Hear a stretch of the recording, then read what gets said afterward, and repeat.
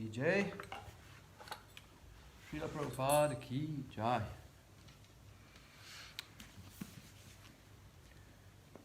Krishna Krishna Krishna Krishna Krishna Krishna Krishna Hey Krishna Krishna Krishna Krishna Krishna Krishna Krishna Hey Krishna Krishna Krishna Krishna Krishna Krishna Rakshamam Rama Raghava Rama Raghava Rama Raghava Rakshamam Krishna Keshava Krishna Keshava Krishna Keshava Bahima. Did I miss something? I don't know. Anyway. Well, since you came, I'm here, so I'm late.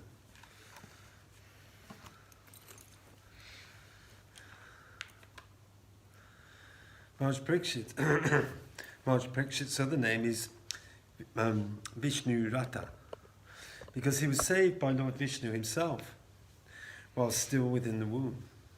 Thus everyone in any condition of life should be interested in hearing about Krishna and his activities, because he is the supreme absolute truth, the personality of Godhead.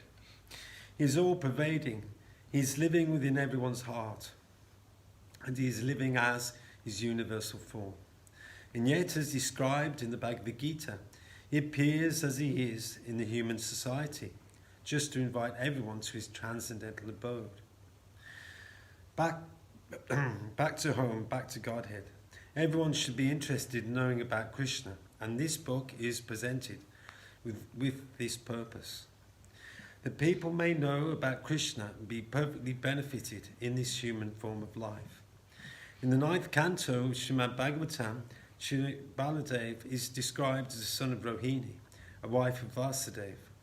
Vasudeva, the father of Krishna, had 16 wives, and one of them was Rohini, the mother of Balaram. But Balaram is also described as the son of Devaki. So how could he be the son of both Devaki and Rohini? This was one of the questions put by Maharaj Parikshit to Sukadeva Goswami, and it will be answered in due course. Maharaj Parikshit also asked Sukadeva Goswami why Sri Krishna, just after his appearance as the son of Vasudeva, was immediately carried to the house of Nandamaraj in Vrindavan, Gokul. He also wanted to know what the activities of Lord Krishna were while he was in Vrindavan and while he was in Mathura. Besides that, he was especially inquisitive to know why Krishna killed his maternal uncle, Kamsa. Kamsa, being the brother of his mother, was a very intimate superior to Krishna. So how was it that he killed Kamsa? Also, he asked how many years Lord Krishna remained in human society.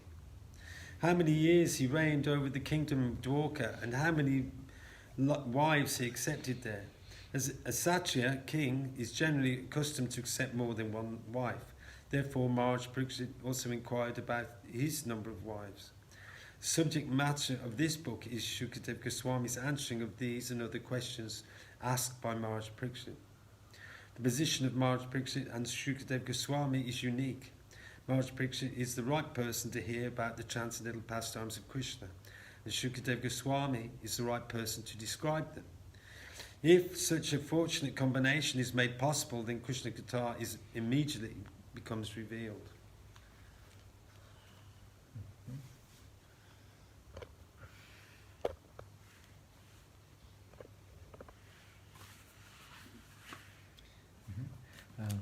And people may benefit to the highest possible degree from such a conversation. This narration was presented by Shukadeva Goswami when Maharaj Pariksit was prepared to give up his body, fasting on the bank of the Ganges. In order to assure Shukadeva Goswami that by hearing Krishna Gatha he would not feel tired, Maharaj Pariksit expressed himself very frankly. Hunger and thirst may give trouble to ordinary persons or to me, but the topics of Krishna are so nice that one can continue to hear about them without feeling tired, because such hearing situates one in the transcendental position. Unquote. It is understood that one must be very fortunate to hear about Krishna Gatha seriously, like Maharaj Pariksit. He was especially intent on the subject matter because he was expecting death at any moment. This life is not at all assured. At any time one can die. It does not matter whether one is a young man or an old man. So before death takes place, we must be fully Krishna conscious. At the point of his death, King Pariksit was hearing Srimad Bhagavatam from Shukadeva Goswami. When King Pariksit expressed his untiring desire to hear about Krishna, Shukadeva Goswami was very pleased. Untiring desire. Shukadeva was the greatest of all Bhagavat reciters, and thus he began to speak about Krishna's pastimes, which destroy all inauspiciousness in this age of Kali. Shukadeva Goswami thanked the king for his eagerness to hear about Krishna, and he encouraged him by saying, "My dear king, your intelligence is very keen, because you are so eager to hear about the pastimes of Krishna." He informed Maharaj Pariksit that hearing and chanting of the pastimes of Krishna are so auspicious that the process purifies the three varieties of men involved. He who recites the transcendental topics of Krishna, he who hears such topics, and he who inquires about him. These pastimes are just like the Ganges water, which flows from the toe of Lord Vishnu. They purify the three worlds, the upper, middle, and lower planetary system. You're so fortunate. You can start the first chapter. Event of Lord Krishna. Once the world was overburdened by the unnecessary defence force of different kings, who were actually demons but were opposing themselves as the royal order. At that time, the whole world became perturbed, and the predominating deity of this earth, known as Bhumi, went to see Lord Brahma to tell of her calamities due to the demoniac kings. Bhumi assumed the shape of a cow and presented herself before Lord Brahma with tears in her eyes. She was bereaved and was weeping just to invoke the Lord's compassion. She related the calamitous position of the earth. After hearing this, Lord Brahma became much aggrieved, and he at once started for the ocean of milk, where Lord Vishnu resides. Lord Brahma was accompanied by all the demigods headed by Lord Shiva, and Bhumi also followed. Arriving to the shore, on the shore of the milk ocean, Lord Brahma began to pacify the Lord Vishnu, who formerly saved the earthly planet by assuming the transcendental form of a bull. In the Vedic mantras, there is a particular type of prayer called the Purusha Shukta. Generally, the demigods offer their obeisances unto Vishnu, the Supreme Personality of Godhead, by chanting the Purusha Shukta. It is understood herein that the predominating deity of every planet can see the Supreme Lord of this universe, Brahma, wherever there is some disturbance on his planet. And Brahma can approach the Supreme Lord Vishnu, not by seeing. Do you want me to turn on the light? I'm okay. Okay. Okay.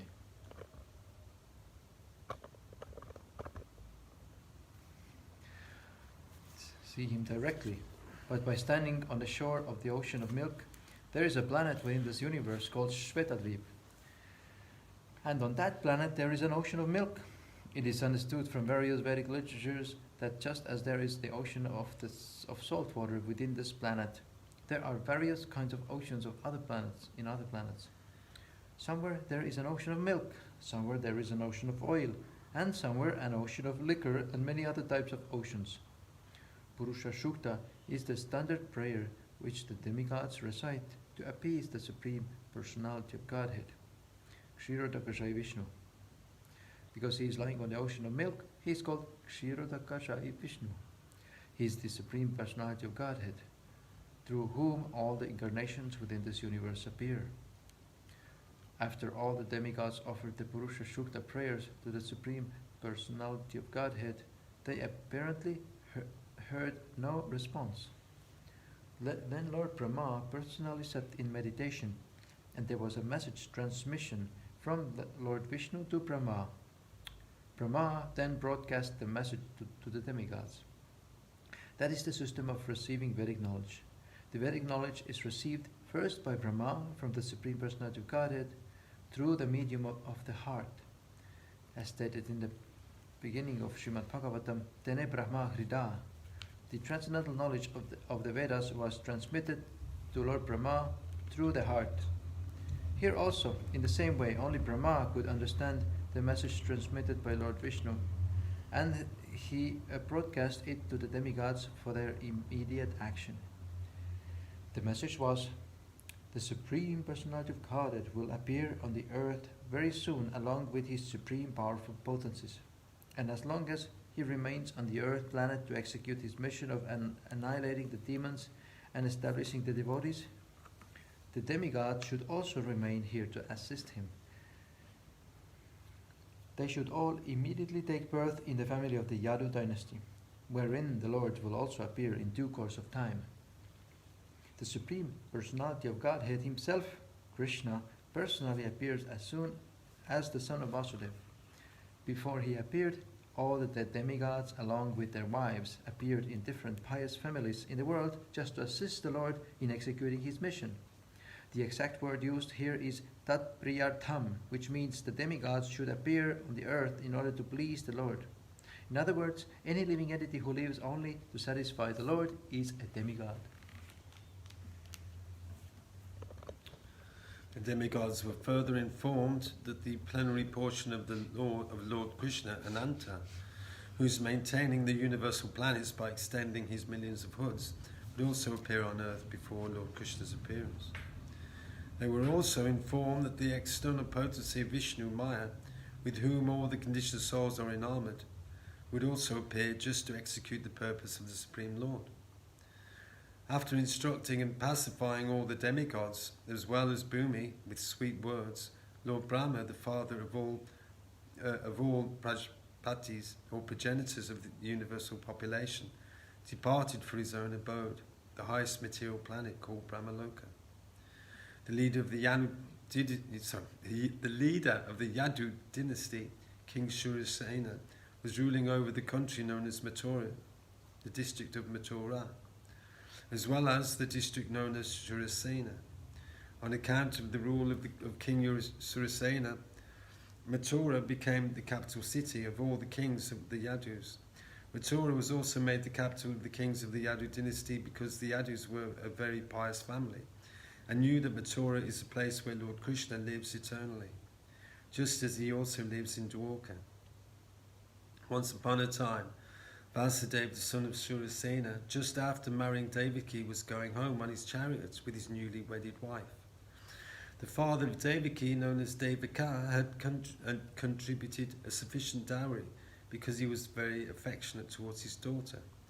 He had contributed hundreds of chariots completely decorated with gold equipment. At that time, Kamsa, the son of Ugrasena, in order to please his sister Devaki, had voluntarily taken the reins of the horses of Vasudeva's chariot and was driving. According to the custom of the Vedic civilization, when a girl is married, the brother takes the sister and brother-in-law to their home. Because the newly married girl may feel too much separation from her father's family, the brother goes with her until she reaches her father-in-law's house. The full dowry contributed by Devaki was as follows: 400 elephants fully decorated with golden garlands, 15,000 decorated horses, and 1,800 chariots. He also arranged for 200 beautiful girls to follow his daughter. The Kshatriya system of marriage, still current in India, dictates that when a Kshatriya is married, a few dozen of the bride's young girlfriends, in addition to the bride, go to the house of the king. The followers of the queen are called maidservants, but actually they act as friends of the queen. This practice is prevalent.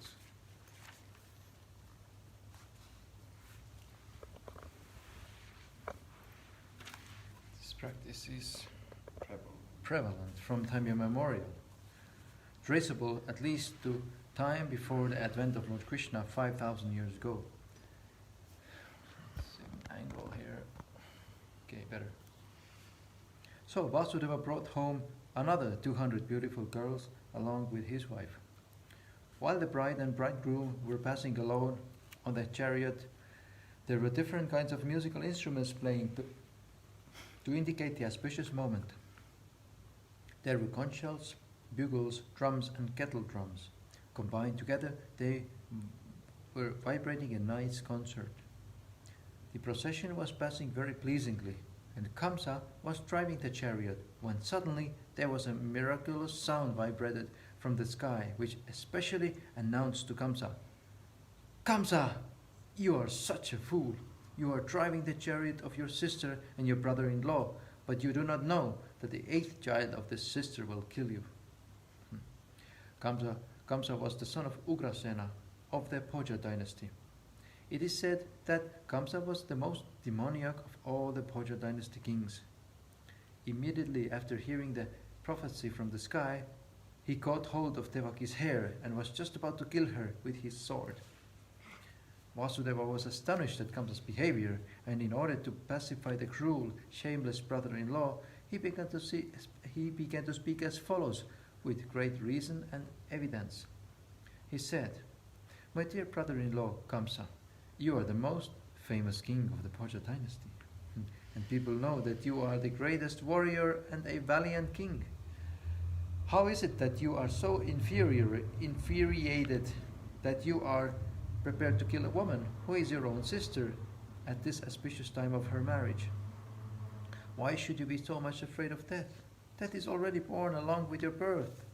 From the very day you took your birth, you began to die. Suppose you are 25 years old. That means you have already died 25 years. Every moment, every second, you are dying. Why then should you be so much afraid of death? Final death is inevitable. You may die either today or in 100 years. You cannot avoid death. Why should you be so much afraid? Actually, death means annihilation of the present body. As soon as the present body stops functioning and mixes with the 5 elements of material nature, the living entity within the body accepts another body, according to his present action and reaction. It is just as when a man walks on the street, he puts forward his foot, and when he is confident that his foot is situated on sound ground, he lifts the other foot. In this way, one after another, the bodies change and the soul transmigrates. See how the plant worms change from one twig to another so carefully.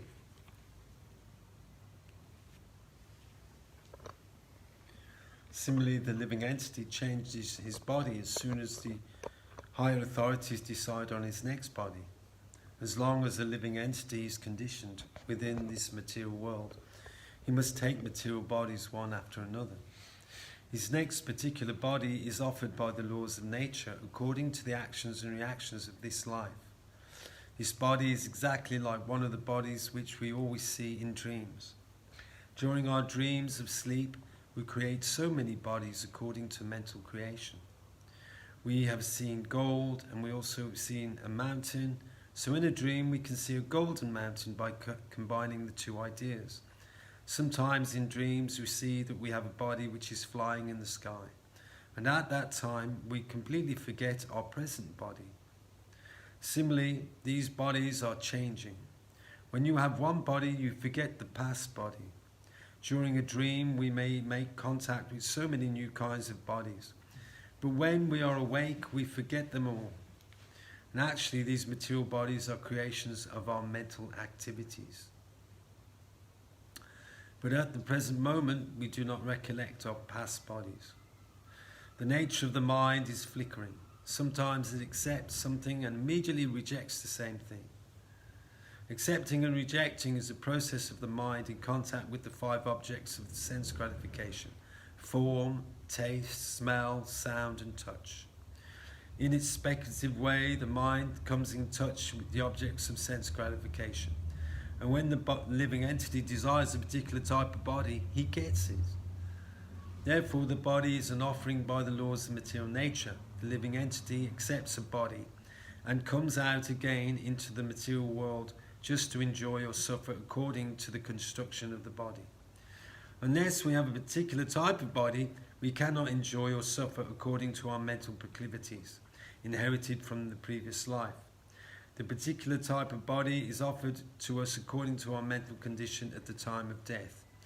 The luminous planets like the sun, moon or stars reflect themselves in different types of reservoirs like water, ghee or oil. The reflection moves according to the movement of the reservoir. The reflection of the moon is on the water, and the moving water makes